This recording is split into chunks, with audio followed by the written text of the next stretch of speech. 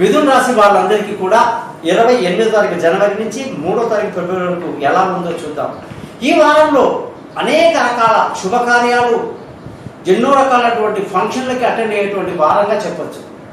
మానసిక ధైర్యాన్ని బాగా కలిగి ఉండి మీ తెలివితేటలు 100% వాడేస్తారు.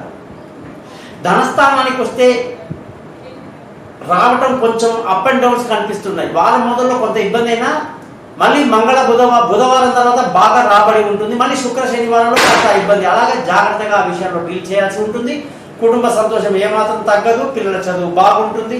బంధువుల స్నేహితుల సహాయ సహకారాల విషయానికి వస్తే కాస్త జాగ్రత్తగా ఉండాలి. ఎక్కువగా ఇన్వాల్వ్ అవ్వకుండా మంచిది. అలాగే విలువైన వస్తువులు, భూములు, వాహనాలు, ఇల్లు అనుకూలంగా ఉన్నాడు కొనడానికి అంతా కూడా మంచి లావాదేవీలు బాగా లాభదాయకంగా ఉంటాయి.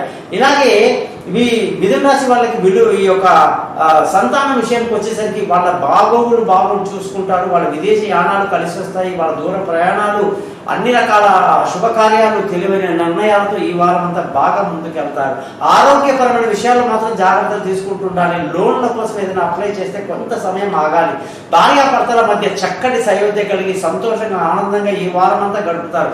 ముఖ్యంగా పెళ్లి కాని వాళ్లకు పెళ్లి కుదురుతుంది. దూరంగా ఉన్న వాళ్ళు కలుసుకుంటారు. పార్ట్నర్షిప్ బాగా కలిసి వస్తుంది.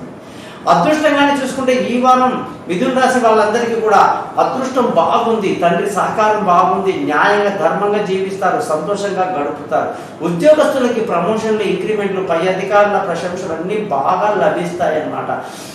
వ్యాపారం చేసే వాళ్ళందరికీ వ్యాపారంలో మంచి లాభాలతో ఈ వారం అంతా బాగా ముగుస్తుంది. మీరు చేయాల్సిన పనంతా రోజు కూడా మహావిష్ణువు యొక్క మంత్రాలు చదువుకోవడం ఎంతో మేలు కలిగిస్తుంది.